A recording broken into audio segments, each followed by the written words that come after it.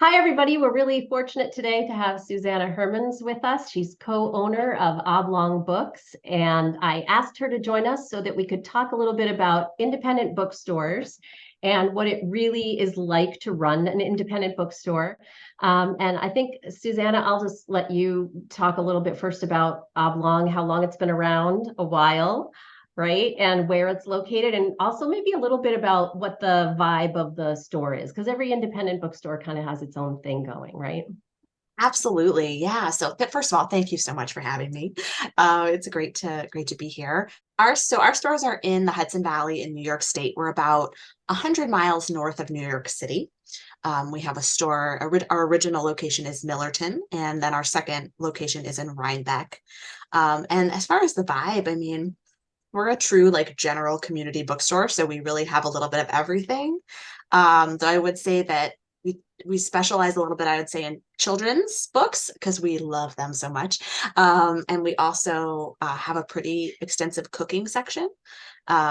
We are about 20 minutes from the Culinary Institute of America. So we have a lot of folks in town who are interested in food and cooking. And we have a lot of great restaurants. So we find that folks tend to want to bring a piece of that home with them in the form of a cookbook. As far as the history of the store, so my dad started our store in 1975. And I was lucky enough to really get to grow up in the bookstore. He would take me to the store every day after preschool and just let me like roam around and look at stuff and do whatever I wanted. So I've been immersed in book selling since I was a little kid. Do you have any particular childhood memories of like things that happened there? Oh gosh, I feel like as soon as I was tall enough to see over the cash register, I was ringing customers out. And I remember it like I wasn't allowed to do credit card sales until I was older. Well, was that when they were still like a slide thing that you had to Yes, do with the like you credit had to card? physically imprint the card on like a Right. carbon paper. Oh my Yeah. gosh, 100%. Yeah. Smart. It was smart that I wasn't given access to people's lines of credit. Probably so. Yeah. And so I'm wondering, you must have learned a lot from your dad over this long period of time, not just working beside him, but also as a kid growing up in the bookstore. And I'm curious what maybe some of your biggest early lessons in book selling were. Yeah. I think the one that I've taken with me the most is actually more of a tip for a business owner in general, but to just be unflappable, to be as like calm and chill and take a deep breath, sleep on it. I feel like a lot of things can pop up in the day to day that just totally can be a little bit panic inducing.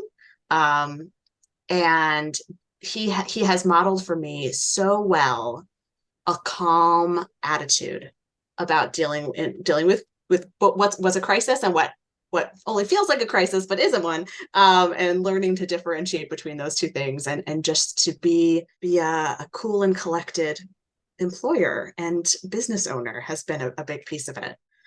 Oh, it's really interesting. And that brings up actually a kind of a nice segue into another question I wanted to ask. When you talk about crisis, we've all been hearing for a long time now about the crisis in independent bookselling and how difficult it is to be operating in this really changing environment. I mean, like 1975 was a totally different um, scene, right? And I actually noticed the original name of the store was Oblong Books and Records, right? Yes, I'm guessing you're absolutely. probably not selling records anymore, but maybe, I don't No, you'd be know. surprised. We do now have vinyl. Do you? Okay, Back so again, only back because it's again. come back around, right? Yeah, that's really Yeah. funny. Yeah. Yeah. So I just was thinking about how much the industry must have changed since you started selling books. Could you talk a little bit about that? Yeah, absolutely. So my take on the last 40 years of book selling history, right? So we had in the 90s we had the rise of the big box stores, the chains, Barnes and Noble, Borders, Walden Books. They were popping up everywhere, and that knocked a ton of stores out of business. And that I think that was really the beginning of that narrative that indie bookstores are in trouble, right? That kind Mm, of really kicked in the 90s. Um, And we were very lucky because of where we were. At that point, we were just in Millerton. It's a really small town. Still Nobody's only going to has open a Borders there. nobody's gonna open a Borders. You have to drive, still you have to drive at least half an hour to get to a Target. It's still pretty remote. So we were very protected by that. But certainly we saw a real decimation of book selling in this of local indie bookselling happening. And then everyone starts to recover from that, and then of course we get Amazon, right? So for anybody who might not realize this, Amazon started out as an online bookstore, just books, and very quickly grew and grew and grew and grew to become the behemoth that is today of data collection and selling the everything store. So that was in the I say like late 90s, early 2000s.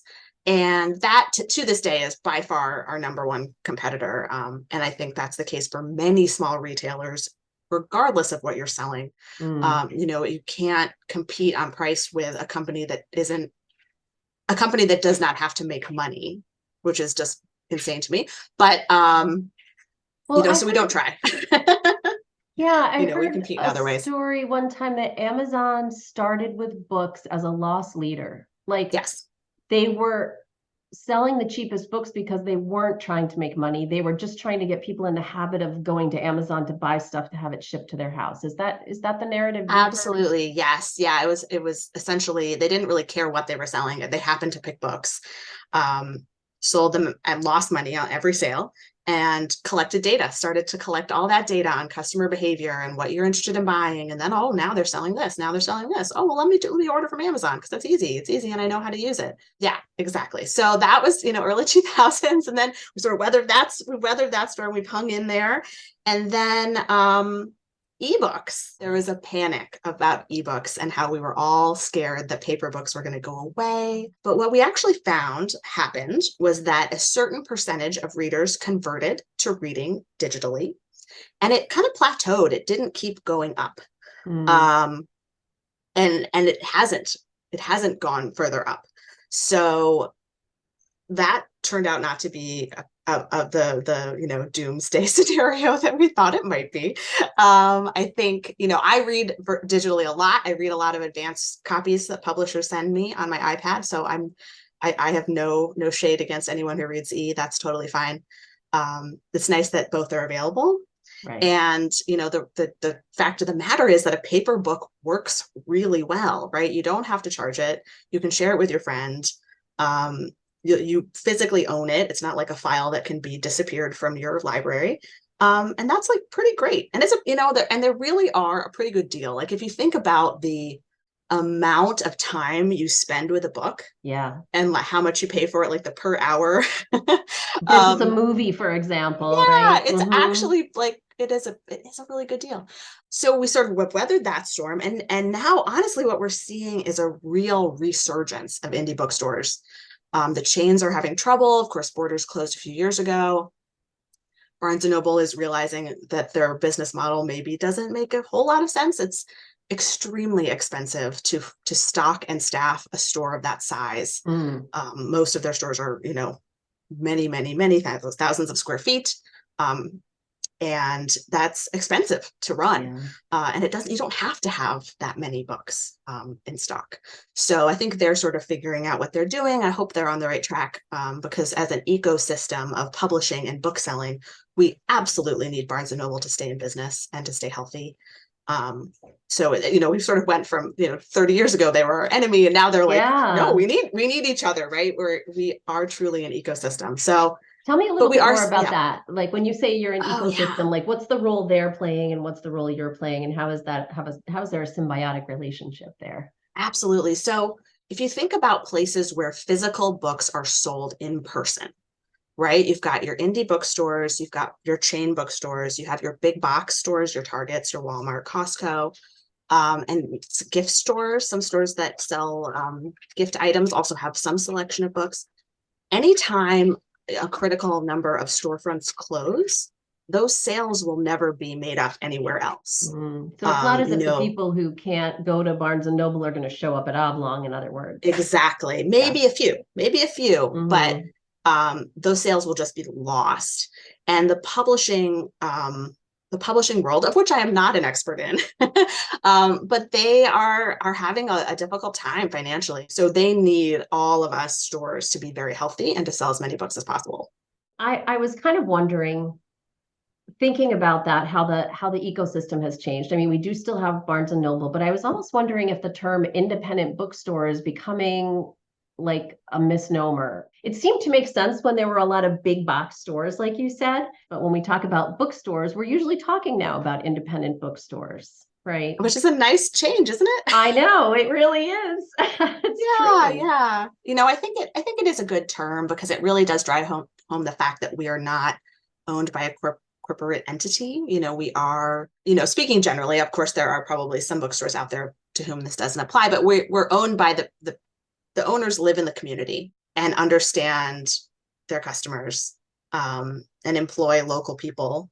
That is sort of kind of my definition of it. If you think of it as sort of more community bookstore too, that's a nice name as well. So we hear a lot about support your independent bookstore. Don't go buying books from Amazon when you could buy them down the street at Oblong. But I wonder if you could make an argument to people about like it's almost like it takes a habit change, I guess. So how would you argue to people that it's worth going out to the bookstore as opposed to just getting on your computer at 11 o'clock at night and ordering what you want and it's going to come right to your house? Yeah, God, isn't that's really hard to compete with, right? We've Yeah. all gotten so used to instant gratification in our shopping online. And it's really hard to shift our minds back to that. One conversation I was having with folks during the COVID shutdown was the idea of free shipping, right? Which is actually, it's not free. I had people being like, "Oh, what do you mean? I thought I thought the post office was giving you free shipping. I thought you weren't paying for it either." And I'm like, no, no, no, I am paying for the shipping. Let me tell you, when you see free shipping, the vendor is paying for the shipping. Right. So when you have a small business, we have an option on our site. We do offer free shipping on orders over $30, but we also have an option that says I'm happy to help with the cost, help offset the cost of shipping. For folks who are willing to throw a few extra bucks our way and help us pay for all that shipping that we pay for. Yeah. So that's something to think about when you're shopping online, and also the human cost. I mean, I can't tell you, from being a physical bookstore to then having to become an online bookstore while we were closed during COVID for 4 months, the amount of human energy it takes to pack an order Mm. for pickup or shipping is so much more time intensive than letting a customer walk around, pick their books out, and come to the counter. It sounds minuscule, but it is wildly Uh-uh. arduous. That said, we do lots of web orders. We're very good at it. It's fine. But just thinking about that and the level at which we all shop online now, Huh. the amount of time and time wasted, but also the ecological impact of the shipping materials, the Mm-hmm. warehouses, it's vast. So that's another thing to think about. But then I'll say, I get it. I totally understand the instant gratification, the quick buy button. Um, I will remind folks that pretty much most indie bookstores do have websites you can buy from us. It is several more clicks, I'm not going to lie. But But you're it still is getting it, you not can still get it terrible. shipped, right? You can still, 100%. yeah. So the convenience factor Absolutely. is still there. It's just going through you instead of through Exactly. Amazon or Yeah. Yeah. And really thinking about where that money's going, right? So when you shop with us, we pay taxes in our local community. We employ your neighbors. We donate a chunk of money every year back to local nonprofits. We partner with our local schools and libraries and do work with them. The list goes on and on of ways that we are really committed to being a critical part of our community. mm, We obviously, we're not here to get rich. Yeah. or I would not be in bookselling. Thank you. Uh, but we're here to inspire people. We're here to connect people with books, to help a reader find their next favorite author, to help someone discover something they didn't know about. We really care about what we do.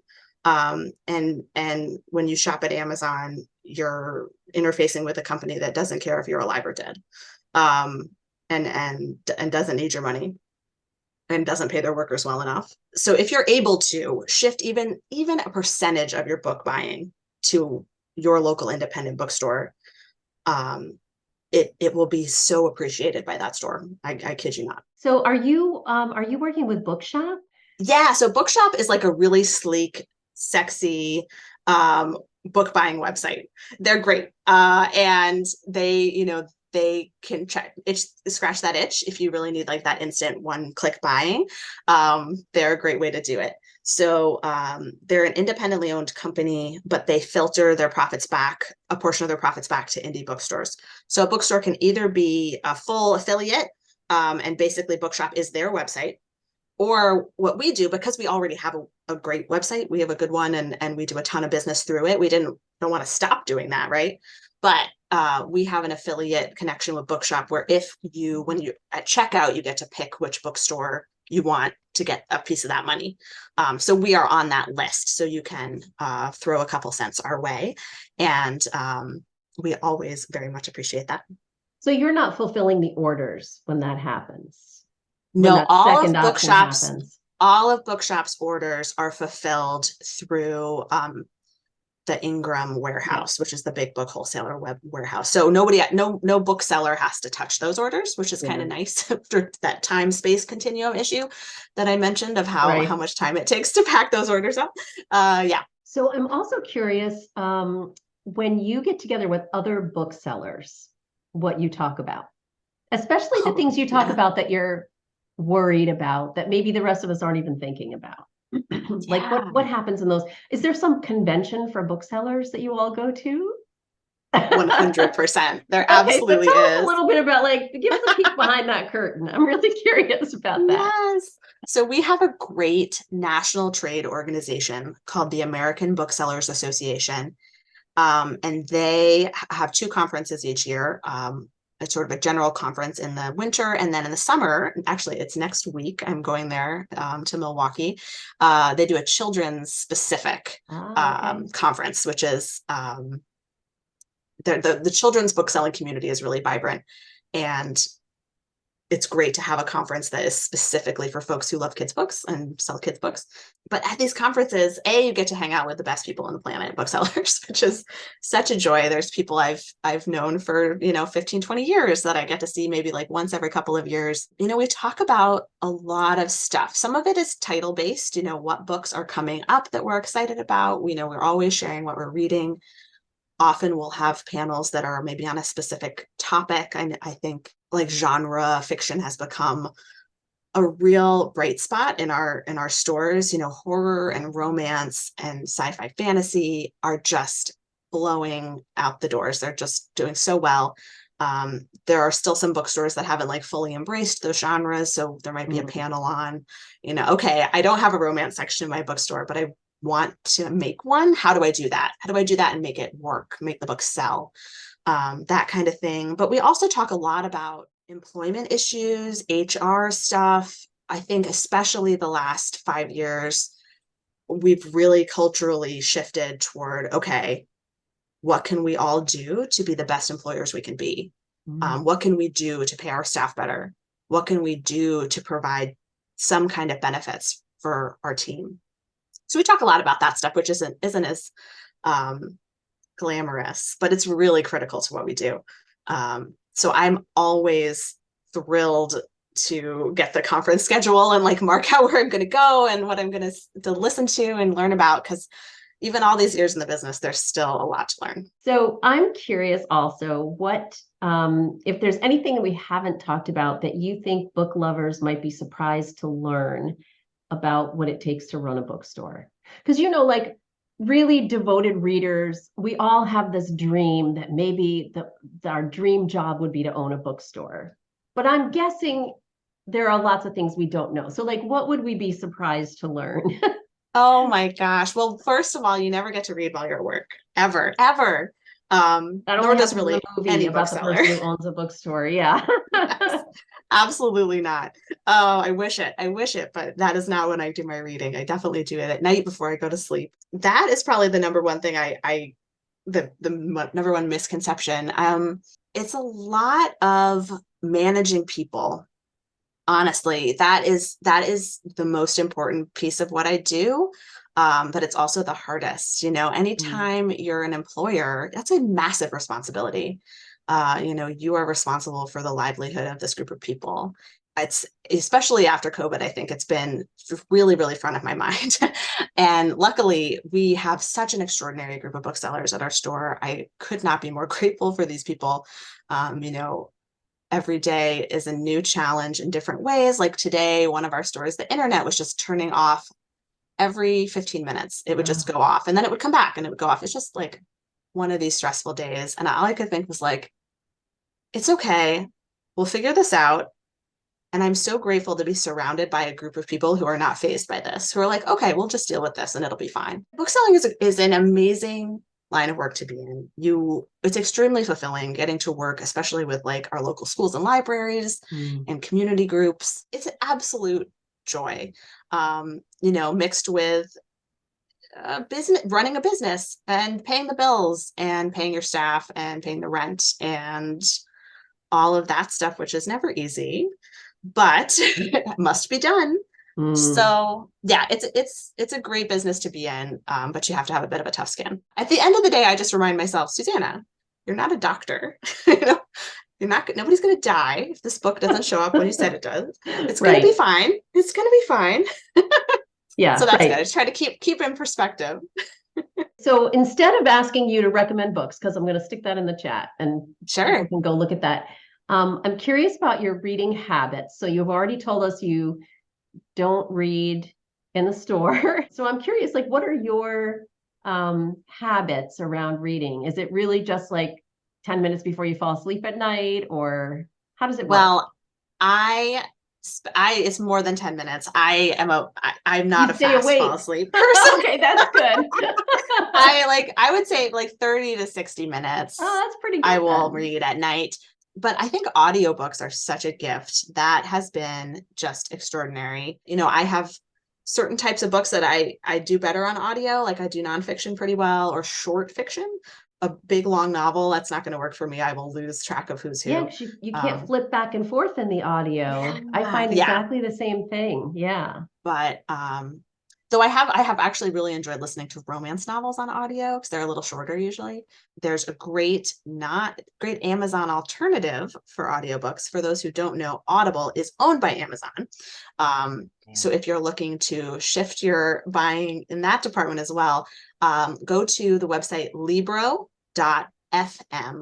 They are a phenomenal partner for indie bookstores. It's similar to Bookshop. You buy the audiobooks you want and you can choose which bookstore gets a cut of those sales. The app works great. It's very smooth. And I absolutely adore them. So I would highly recommend checking them out. That's a pretty recent development, right? That Yeah, just in the last few years, they came to market, but they're awesome. And they work with us as well to provide free advanced listening copies for our booksellers. uh, So that's another great perk of working in the book biz is sort of like unlimited access to pretty much free books. so anything else you want to say that I didn't ask you about? The only other thing I'll just touch on briefly is like the book banning stuff that we're seeing Oh, happening yeah. around the country because it's a pretty timely thing. And my takeaway right now is please vote in your school board elections. Mm. Research your candidates, find out who is running, talk to your school librarian about who they are a fan of on the ballot. Part of the tactics we're seeing are folks who are interested in banning books running for school board. It's really important that we keep our school board strong and supporting our teachers and our librarians. So learn what's happening in your community. And when you find out or you hear of challenges or bans to books in your area, make some noise about it. Mm, that's great advice. Have you run into any of that? in your We've just area? We've been pretty lucky in our area. We Mm, had an instance of the book genderqueer being banned at a school in our county. Um, but I'm seeing also teachers and librarians start to self-censor. They aren't putting some of these books on their book orders that they normally would, and I don't begrudge them that. They are in an impossible position yeah. of really intense scrutiny. So anything that we can do to support them, and make sure that school libraries aren't erasing queer voices and voices of people of color. Um, they need us to advocate for them, because a lot of teachers and librarians are not in a position where they necessarily can do so themselves without fearing for their jobs. So Yeah. yeah, And that's a specific issue of having a big children's book section, isn't it? Like the adults, absolutely. that's not an issue so much. Yeah. Right, exactly. So, we're very, very passionate about raising the next generation of readers. Reading is such a critical way that we develop empathy about other people. So, it's pretty scary to see some of the stories of what's happening, especially in southern states, in Florida and Texas, especially. I know I have a lot of book selling colleagues in those states that are just really going through it. So, hopefully we'll see a tide turning in the next year or two that, Mm. we'll decide that this is not an acceptable thing to do, that book banning is not the answer. Um, I'm hopeful, but we have to be vigilant. Yeah. Yeah. Yeah. Thank you for adding that. That's really important to be thinking about. It was great talking with you. Thank you so much for taking the time. Oh, thank you, And Kathy. It's so great to see you again. yeah, you too. And I'm so excited to come visit again. I think I don't know if I've been to the Millerton store in a while, but we've been to Rhinebeck. Nice. I don't know, like Christmas time, last couple of years, something like that. So it's always fun to go in and visit. And actually, I remember like we lived in Millbrook in the mid 90s, so way before the Rhinebeck store was open, and we used to go into Millerton pretty often. So Oh, I yeah, love it. yeah.